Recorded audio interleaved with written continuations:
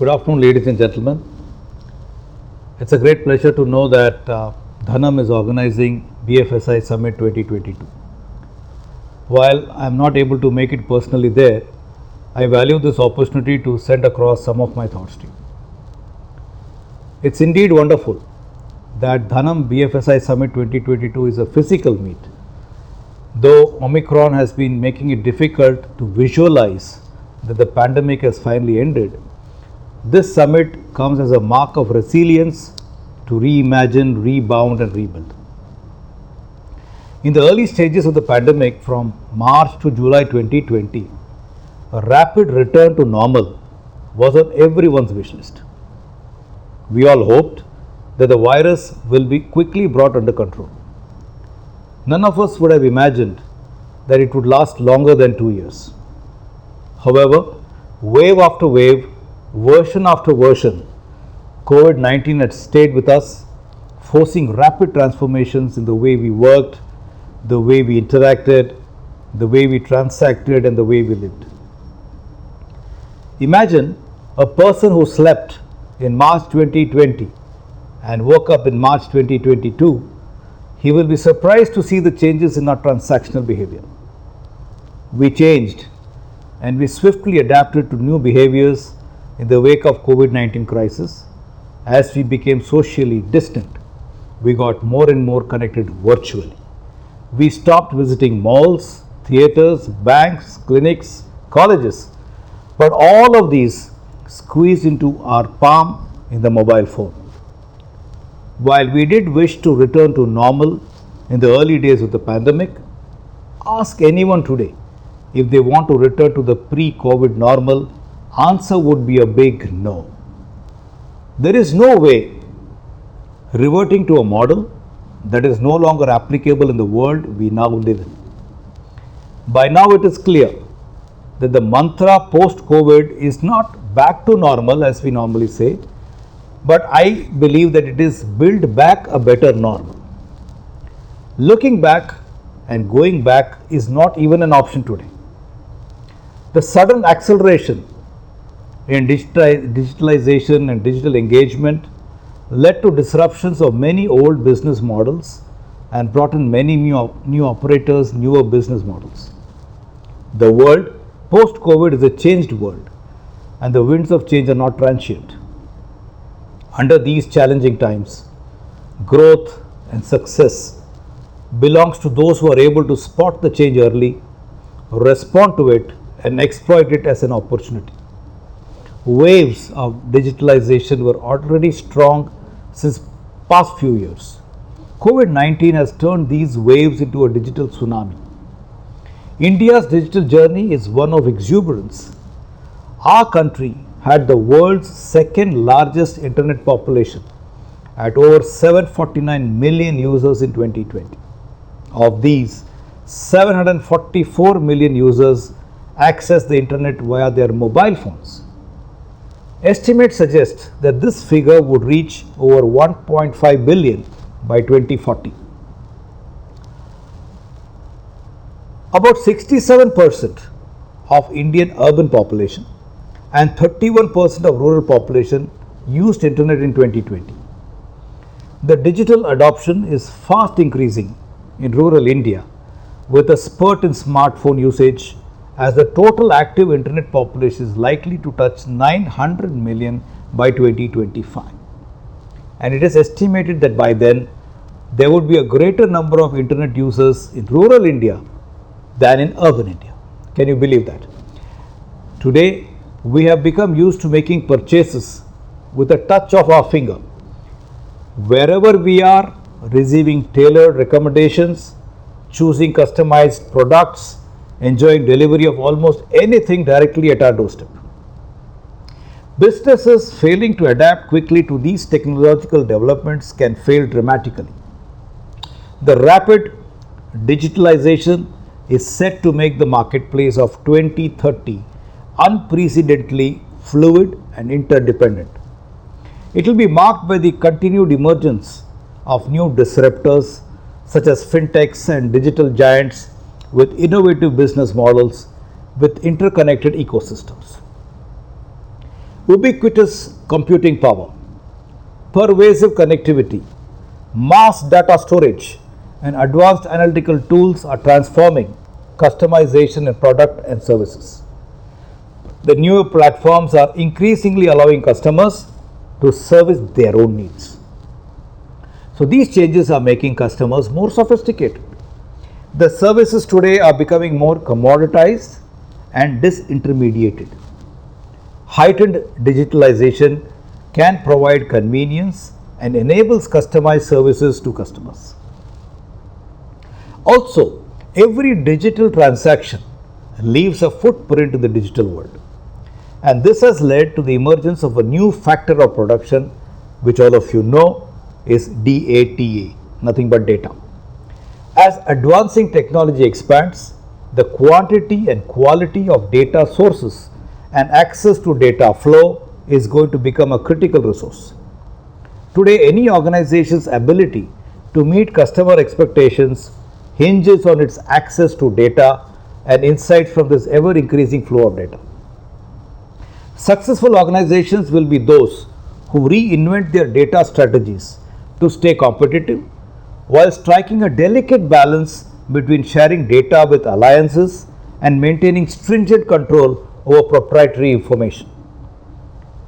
In a world where technology cloning is leading to commoditization of services, it has become clearer than ever that data is the key to hyper personalization for meeting every customer need competitively. The established BFSI players today face competition from more directions than ever before, with fintech startups, big retailers, tech giants like Google, Amazon, and Apple all signing up customers for services that traditionally were the domain of BFSI. Artificial intelligence, smart data-driven technologies are a key tool for all of these new competitors. Faced with new disruptors, the traditional banks and insurance companies have no choice but to adopt smart technologies themselves if they hope to stay in the game. It is predicted that the financial services industry will be second only to retail when it comes to spending on AI, that is artificial intelligence, between 2021 and 2025. Engaging technologies like AI and machine learning will open up new vistas for business development. This not only reduces the cost of operation significantly, but cuts the process time also. AI-powered customer journey mapping and understanding customer behavior are proving to be critical tools in creating a positive customer experience virtually. A well-designed and integrated virtual channel interaction bridges the gap between customers and service providers and brings them closer, thereby improving the turnaround time in all transactions considerably. Remember friends, back in the 1990s, few could have imagined the extent to which the internet world would transform the world. When Amazon started as an online bookseller in 1994, its first customers would never have expected it to expand its offerings into groceries, devices, cloud computing, streaming services, etc.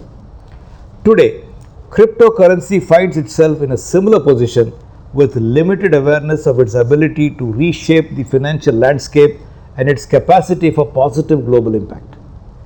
Cryptocurrencies were invented to improve the way people create, store, and transfer value. However, they have the potential to serve the higher purpose of financial inclusion by providing an investment and transaction option to everyone, irrespective of nationality, ethnicity, race, gender, or socio-economic class. Today, there are over 1.7 billion unbanked people in the world, including 190 million in India. India's online population ranks second globally. The growing base of online citizens, coupled with the focused programs for digitization and financial inclusion in our country, has helped consumers become more aware of and warm up to the digital exchanges and cryptocurrencies. In a country like ours, where very people are underserved by traditional financial institutions or are unable to access their services, Crypto finance enables them to make financial transactions quickly and cheaply. Moreover, cryptocurrencies open up a new asset class for consumers to grow their wealth as a form of investment. A recent PwC report says that it is highly probable that the future of money in India will be a mix of centralized, decentralized, account based, and token based models. This would take the form of central bank digital currencies, stable coins, and cryptocurrencies coexisting alongside traditional digital and physical currencies. Embracing cryptocurrencies will not only support India's financial inclusion goal but also lower the cost of processing transactions. We live in a dynamic world. Here, change is inevitable. However, growth is an option. Adapt or perish. The low penetrated Indian financial market is a vast land of opportunity for the BFSI. Last year in April, the Reserve Bank of India had released a composite financial inclusion index called FI index based on multiple parameters to reflect the broadening and deepening of financial inclusion in our country. The annual financial inclusion index for the period ending March 21 was 53.9. About 190 million adults in India do not have a bank account, making India the world's second largest nation in terms of unbanked population after China. India's life insurance penetration stood at 3.2% in 2020. At 3.3%, the global average life insurance penetration is slightly higher than India's penetration. Our insurance density is also very low compared with other developed and emerging market economies. A mere $59 as compared to China's insurance density of $241 as of current year 2020. Financial year 2020. The protection gap of our country was $16.5 trillion as of 2019, which is much higher compared with Asian counterparts. The protection gap for India was 83% as of 2019, the highest among all countries in Asia Pacific. This means that for rupees 100 of insurance protection requirement, insurance was only taken for rupees 17 as of 2019. This indicates the absence of protection coverage for a large part of the population, and insurance penetration, insurance density, mortality protection gap, and the financial inclusion index, all parameters amply indicate the vast potential for financial services in India to grow. What we require is to reimagine such business models that will create a win-win situation for all stakeholders. The massiveness of potential for future growth becomes evident as we juxtapose low penetration of financial services against the demographic data of India. As per the census of 2011, India's population was about 1.2 billion and comprised nearly 245 million households. Population expected to reach 1.5 billion by 2031, and number of households is expected to reach about 376 million over the same period. We have one of the largest young populations in the world with a median age of 28 years. And further, urbanization is one of India's most important economic growth drivers. Our country's urban population has been rising consistently over the decades. In 1950, it was 17% of the total population. As per the 2018 revision of World Urbanization Prospects, it is estimated 34% and expected to reach 37% by 2025. With increasing urbanization, income is expected to increase, which will lead to higher consumption expenditure going forward. India was one of the fastest growing economies in the world pre-COVID, with annual growth of around 6.7% in between calendar year 2014 to 2019.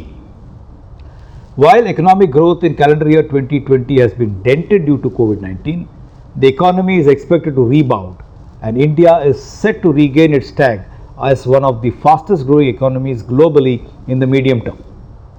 The decade ahead is full of promises and bright opportunities. Increased literacy, financial awareness, rapid urbanization, rising consumer aspirations, and increasing digitization, coupled with government support in the form of reforms and policies, is expected to support growth for BFSI industry. The Indian BFSI stands on the threshold of transformation. The market is growing and the future holds great promises. It's a vast market which cannot be expected to saturate very fast. Let us look forward to a healthy and vibrant next decade where BFSI is able to leverage the opportunities available in terms of digital technology and low financial inclusion index in India. Friends, I am reminded of the words of Nelson Mandela, where he said that overcoming poverty is not a gesture of charity, it is an act of justice. It is a protection of a fundamental human right, the right to dignity and a decent life. While poverty persists, there is no true freedom. Sometimes it falls upon a generation to be great, and you can be that great generation. That is what he said. Let's come together to collaborate and create the best solutions for customer in every strata of our society at optimum costs and returns for all partners, thereby creating a win-win for all. I sincerely thank the organizers for giving me this opportunity. I wish you all a very pleasurable and enlightening experience at the BFSI Summit 2022, and thank you very much.